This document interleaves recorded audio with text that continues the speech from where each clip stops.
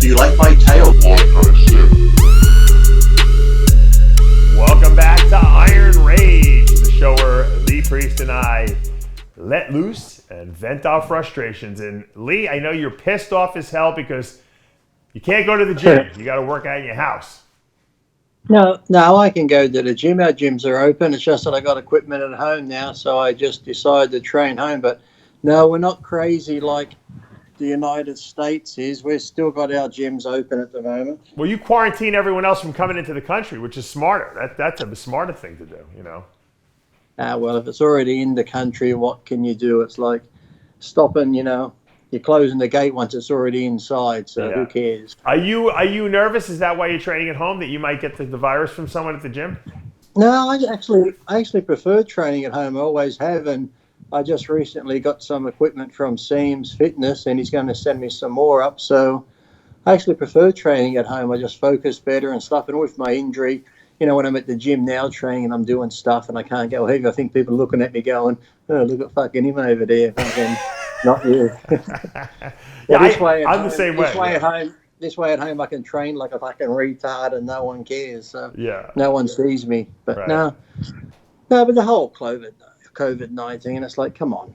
People are going crazy about it. As your rant about the toilet paper, I still don't know where the whole toilet paper gate started. It's like, if you go back to the beginning, where did the toilet paper crisis start? Because I said it before, if you're going to be quarantined, you'd want rice or long life milk or even powdered milk that you could make, and tinned food and maybe freezer meals. Why fucking toilet paper? I don't get the whole, and I know the toilet paper companies are rubbing their fucking hands together. Oh, absolutely. But, you can talk about conspiracy theories, but Dave, I think there is a bigger picture here behind all this shit because, it's like a strand of the flu. It'll kill the elderly. Well, fuck that new strand of the flu last year killed a lot of the elderly here. So it's like big fucking deal. But this to me seems like a ploy against the government. I mentioned it once where, we got all these people with we'll stand up to the government. We'll fight the government. Fuck the government. We got our guns. We'll do this. We'll do that. There's a virus. Oh, fuck, toilet paper. And fuck, you got dickheads killing each other for the toilet paper. Not even worried about the government anymore. The government's probably like, look at these idiots. They said they could stand up to us. They're fucking killing each other for toilet paper. People are fucking idiots.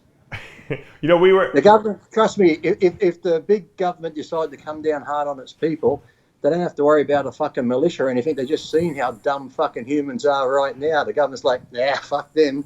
That's like that. Yeah, people will give up all their rights just for a roll of toilet paper now, right? We want to take away all your rights. All right, we'll give you a roll of toilet paper in exchange. Okay, fine, we'll take it. Right? Exactly. And I got to stay at home for 2 weeks. Okay, that sounds good. Yeah. And then you get these, I mentioned that before too. Remember those TV shows, Doomsday Preppers, and that people go, oh, look at these idiots. Look at these fucking morons. He's got 6 months of water and food and a bunker. Who's laughing now, dickheads? Huh? That's right. Those survivalists love that. They can finally use all their stuff they've been stockpiling for the last 30 years for Armageddon. I watched one of those shows, and some of those bunkers look like nice. They got separate rooms, water irrigation stuff where it can come in. They got food that lasts for 6 months and everything. So they're the smart ones. It's like this whole. And then I saw in the news that all the Americans were lined up for guns. I'm like, okay, now you're going to line up for guns. Ridiculous. Got to protect my toilet paper. Yeah.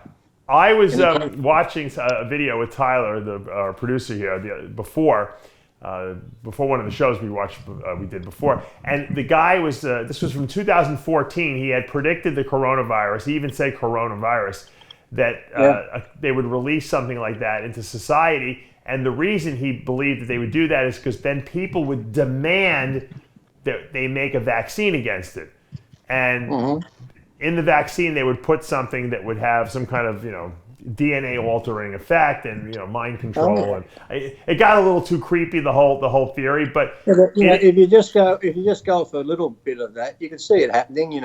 Government, big pharma is going to make billions of dollars, and then if they do make a vaccine, and this vaccine, it's mandatory, you got to have this vaccine and stuff. So you don't put nothing past the government. And when you know, people just like to throw out, "Oh, you're a conspiracy theorist," to make you sound crazy. But you know, for it to come on, you look here. We had fucking what's his name, Trump. You know, does his trade deal. China fucking hated this trade deal. Blah blah blah. Yeah. 2 weeks later, here comes the fucking virus. Fucking stocks plummet. China's stocks are doing pretty well. And now we're so dependent on China here in Australia. All the stuff from China we've pretty much run out of. It's probably the same in the States. So when things go back to normal, imagine the fucking orders China's going to get. They're going to be making fucking billions and trillions of fucking dollars. So, you know, you can say what you want, but I like to keep an open mind. There's more to the story than what fucking a little fucking virus. Yeah, that's, you know, like, what the funny thing is, everyone's like, well, why would China do this? You know, because they had deaths there. China's notorious for, you know, for culling its citizens, you know. Exactly. Do you think China, you know, they used to have the one baby policy and all this? They kill off the old people there. They definitely don't have a problem with that. Gain more control over countries and countries' stock market. I know here in Australia, we've got our military ports up in Darwin and even Newcastle here. They lease the ports. They own the ports. They just brought up some of our dairy farms here, China did. They own a lot of our other farms. So, you know, trying to figure they couldn't invade military-wise. They'll fucking economically. It's an economic war. Exactly. And look at them now. If China just said tomorrow we're going to stop producing this and that, they could cripple the world like that and pretty much. Yeah. So, absolutely. You know, so this whole thing, it's more than just the virus. Because, you know, when that we had it here last year. You remember that new strain of flu to come out, and the vaccine wasn't, you know, didn't protect you against this new strain of flu. And how many thousands died from that? But people didn't go batshit like this. And this is really no worse than that strain of flu. So why all of a sudden, and they're closing down this, and they're closing this, and closing this. And now I think 90% of flights here from Qantas and that are going to stop flying. And this thing too, I don't understand when they say if you go into a country, or if you come back to Australia, you've got to put yourself in 14-day quarantine. Who's going to check on that? Is some government official every day going to, are you home? Are you home? Ring, the phone rings. Hello? I'll be like this, hello? Yeah, Lee, you at home? Yeah, turn the music down. Yeah, I'm at home. Yeah, it's like, who's going to do policing on that bullshit and stuff? So, Lee, let me ask you a question. Obviously, a lot of the bodybuilding season has been postponed or canceled, okay? Mm-hmm. That, you know, on the amateur level, it is what it is. But on the pro level, there's qualifiers for the Olympia. Now, let's say the season resumes in June sometime. Right now they're saying May, but let's push it back another month. Let's say the season resumes June 1st. That would give you June and July that you can actually qualify for the Olympia. That's 2 months. They're not going to hold that many shows in 2 months, so what happens to the Olympia lineup? Do they have to give special invites, do you think? Do they have to just have a smaller lineup? What do you think? What would you like to see done in the situation like that? Well, I think they should pick a date, like you said, because a lot of places are saying things might go back to normal. Well, I heard here and over in the States, May 10th or 12th is this. There's another thing too. A lot of these things are saying things are going to happen May 10th. It's like, how do they know by May 10th? They don't. They're guessing. It's going to get changed. I guarantee it. I know, but everywhere is saying May 10th, and then it should be somewhat back to normal. So let's just say June for these contests. Maybe they could do like they had. Remember, we used to have the European tour over there in overseas through Europe and all those countries. Maybe whatever shows they've missed out on, have like an American type pro tour thing where they do a couple of shows back to back. It's like, and you know, if they've got to cut the audience out a bit, cut the audience out, but still do the pro shows, and that way guys can qualify. Say, hey guys, the first week in June there's going to be a pro show. The second week we'll have another pro show. July we'll have 2 more pro shows. So do them back to back so they can start dieting ahead of time and know that they've got to get ready for these shows and do them. So, but Lee, let's face it. In reality, I mean, if you let's say you do a tour over 3 weeks, you hold 10 shows. Okay, every couple days you have a show. The same guys are going to win all the shows. You know, you're going to get guys in there who are going to say, "Man, I can fucking make some good money. I'm going to hit all the shows." In the old days, yes, that used to happen. But these days, Dave, they're so fucked up with bulking up and filling up with insulin and carbs and shit. These cunts couldn't keep condition for the next fucking day. You watch them one day, here they are, they win a show and they're all in condition. Next day you see them at a seminar. It's like, what the fuck happened? Didn't you just win a show yesterday? It's like, now you look like me a month later. So in the old days when we stayed really lean because we suffered and we used a little bit of diuretics to pull the water out, you could stay in condition because we were that depleted that even if you ate, like when we did the European tour, like I said, Paul and I, and we went to the Chinese, we went to Burger King and all these other places, but because we were so depleted, even eating shit food, we kept filling out, but we didn't fill out to the point where we got fat and overflowed because we were that depleted, But these guys now are coming in that full that when they do have a cheat meal 1 or 2 days, they go boof, and you're like, fuck, how do you look like that just 2 days after a show? It's like, so these guys, their placings would change. People like the Dexters or, maybe Bonacs, the ones who don't mind, getting in great condition, they could hold it, and they're the guys that would keep continuing. People like your Ramis and Rawleys and all these guys, one show, they're done, then they're looking like the fucking Hindenburg the next day. The funny thing, Lee? Crash and burn. Dexter's going for win number 30, right? That's his next win. Dexter would do there would be like an 11-show tour. He'd do all 11 shows. He'd wind up with 40 wins, before the year was over, before the Olympia. They'd be like, Dexter's going for number 30. Now he's got 40 wins under his belt.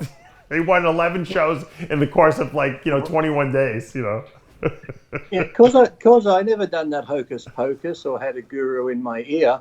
Like when I do the Ironman, I do a lot of photo shoots the week or two before. That way you're flexing and you're posing and stuff. So, and then come to Ironman, you do that show. And then the week later was the Arnold and the week later was the San Fran. I found every show I did actually got in better condition because I didn't do anything crazy. I didn't do any carb up. I didn't do any insulin and all this shit. So all I did was do the show, pose hard. That night after the show, I'd go have a big meal and stuff.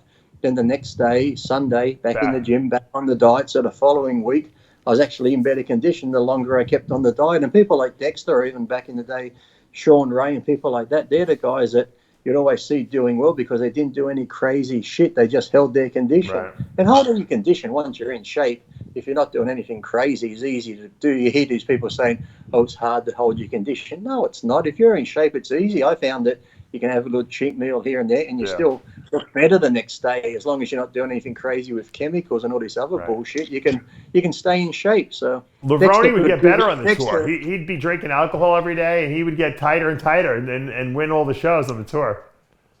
Exactly. So, if these people went back to a bit of old suffering, like we said it before when Rami was 3 weeks out, all we saw was his face. I would have loved to have seen how his body looked then. Sure. Yeah, he might have felt a little flat, but we all know when you feel flat, you feel shit, you feel your worst, that's when you look your fucking best. True. If you go out saying, oh, I feel great, I got this great pump, blah, blah, blah, generally you're not fucking in the best condition. You might be cut and have a bit of definition, but you're not dry as a bone, that real hard granite look. Yeah. So let's say they can't do a tour. So let's say they can't organize something with that many shows. And let's say maybe they have half or a quarter of the qualifiers that they qualifying athletes that they had the previous year. Do they go to a special invite, at that point? And whose decision is it to invite these people, Well, you could either go to an invite and go back to maybe guys who have placed in a couple of shows, the following year in the top 3 or something, or even just put feelers out and go, okay, guys, who's interested? To make it fair, we're going to put your names in a hat and just do it that way. To make it fair. Do that. I think you're right. Why not? It's the best way. Put your names in a hat. Here you go. Or why not go retroactively? You had a good idea. Retroactively go to last year and say, all right, using our old system of top 3 in every pro show, who would have qualified? For the Olympia this year. Yeah, but still, then you're gonna have a lot of the same top 3 guys. Look, just get the guys' name in a hat. Look, it's just the same as judging. Name in a hat. Do. Oh, first place, you. That's the same. That's the same as judging. Yes, it is. What if Lee Priest name comes out of that hat? Lee Priest, holy mackerel! How do you get in the hat? That's the comeback. Everyone was saying that Tony Doherty should have kept the show, and at his gym, you could have jumped in and you could have competed against Josh Lenardowitz and Sergio Oliva Jr., who's out there. Well, Tony should have just taken the show. I sent a message on his thing when he was talking about having the show. I said, listen, just take all the guys down to St Kilda Beach and have an old muscle beach show. Yeah, Do it on there you the go. beach. Just have a bunch of guys posing on the beach. That's What he's right. doing, we're doing a photo shoot here. As long as it's 130 degrees outside, you don't have to worry about the coronavirus. It'll just get burnt up. That's all. Exactly. It'd be like the old Muscle Beach days. They could be just posing on the beach. And there's enough room for people to spread out so they don't catch the disease and shit like that. Exactly. So, salt water might kill it. That's a great idea. Yeah, they could have had it outside on the beach. But actually, I think he put up a post saying his pro qualifiers going ahead. I think I heard him say, so he's found the venue and he's actually holding that still. Oh, he is? Oh, good, because I have a couple people that I'm helping for that show. So, but you know what the problem is? I think everyone started eating already because they all thought it was canceled. So I hope they do it. Well, they're not going to look any different, are they? So what difference does? That's true. That's true. Yeah, they're always eating before the show. Yeah, but you put up yesterday saying he's found a venue, so everyone stay on their diets. The pro qualifiers going ahead. But I noticed some gyms, gyms over there, we haven't had the gyms closed down here yet, so it's not too bad. My friend actually has his company. He might want to sponsor me. If I do get sponsored, I'll let you know. There's stuff called Gym Lab, right? It's a spray.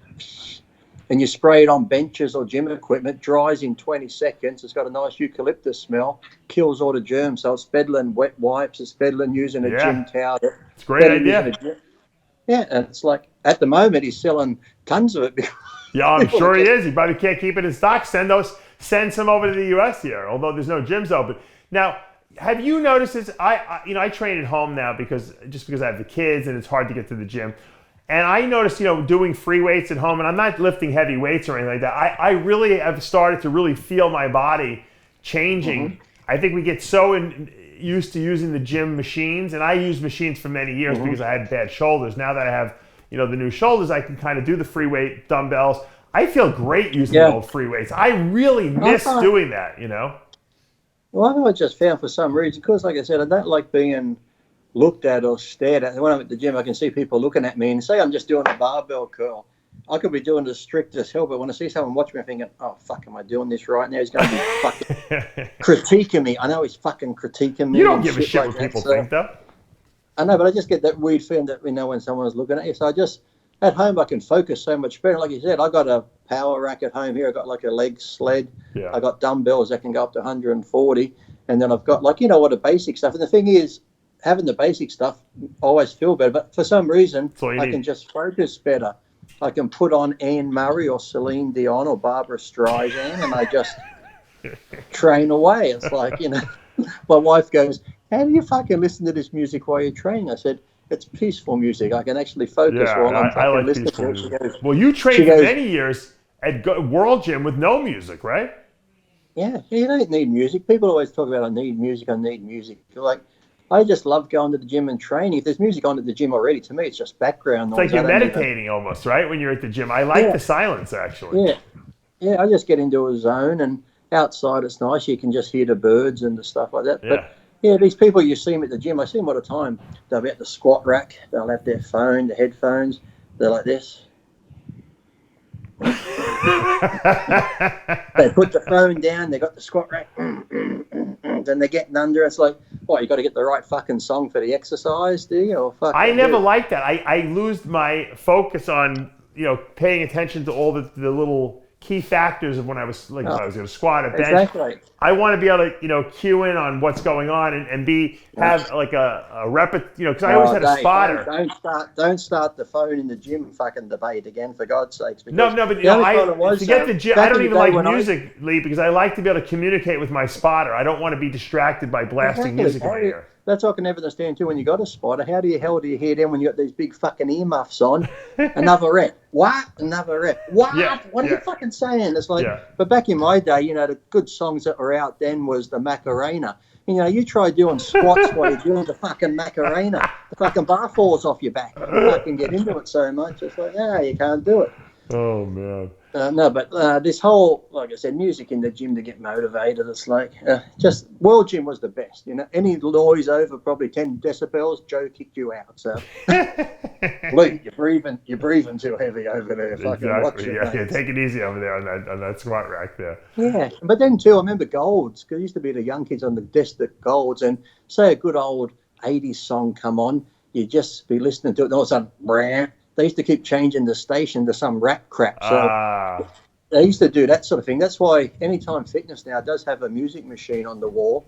And if there is a lot of rap crap on, I just go over there and when no one's looking, I go, ABBA, Village People, fucking all this shit. I load the machine up. Europe Final Countdown. That's a good one from the Olympia days. And the people would be training. I remember still to this day, this one guy put on the Village People and ABBA. This guy, tattoos, 40 as big as doing his dumbbell curls. He just throws them on the floor. I can't train to this shit. And he fucking went home. So I'm like, oh, that's good. That's one down, 20 more people to go. I'll have the gym to myself in no time. Well, the song they really love, the song that really gets them motivated, Dave, is you should see him looking around the gym when fucking Xanadu comes on. They're like, Olivia Newton-John. Who put this on? They're like, only you and I know who sung that song. That's for sure. Exactly. That was actually a good movie, wasn't it? Do you remember the movie You Can't Stop the Music, the Village People movie? Yeah. Wasn't Bruce Jenner running around in that movie too? Yeah, Kris Jenner was in it. Yeah. Yeah. Oh, what a good show that was. Bruce Jenner was running around with like a little crop top. We should have known he was going to be turned into a woman back then, right? But here's a funny thing, right? When I put the Village People on, because the video clip comes up too, because I put on Milkshake and YMCA and that. Yeah. You got the guy in the army thing, you got the cowboy, the construction worker, you got the bikie and his chaps. But I still to this day remember people saying, do you think they're gay? And people are like, no, I don't think so. We didn't know. We were kids. We didn't know they were gay back then. I didn't know. No, but back then you didn't know. You're just like, no, I don't think so. But now you look at him, you're like, oh, they're fucking gay. Yeah, they were gay as could be. Yeah, absolutely. Yeah, but back then you didn't know. You're like, do you think they're gay? I don't know. But now you look at him, you're like, oh, yeah, they're gay. I was in 5th grade. Who knew? We didn't know anything about that. Exactly. I just thought, wow, they're cool. Look at him. He's dressed as an Indian. He's dressed Lee, stay healthy, stay safe, and don't get the virus. And stay inside, wipe your ass, do whatever. I don't want to go into the whole conspiracy thing, but I still have yet to see one Instagram, YouTube, Facebook person chronicling their plight with coronavirus. It's not out there. I found one. I'll send it to you. I put it on my Facebook page. Yeah. Actually, one person did come out and they wrote this whole big thing about it, saying they're in the medical profession. They got it, and they said yes, they had the sore throat, runny nose, but they said they had that flu last year, and they said the flu they had last year was 10 times worse than the coronavirus. Right, but you don't see anyone chronicling it while they have it, Lee. Usually people love to blog, right? They blog, they like, day 2 of the coronavirus. Here's what's happening. Yeah. Well, I don't see anyone doing that. Especially if you're locked away, what more can you do? Well, right. Tom Hanks put up some fucking photo of Vegemite on toast. He seemed pretty happy locked away eating Vegemite on toast, him and his wife here in Australia. You guys love your Vegemite out there, yeah. They'll put together a playlist about being stuck inside, so they didn't seem too sick by it. It's so. I think it's overblown. I'm glad it's overblown. I'd rather it be overblown than underblown. So, as Blackman would say, under promise, over deliver. And on that note, I'm Dave Palumbo with Lee Priest. As Blackman likes to say, I love to be overblown. I'll take any type of blowing.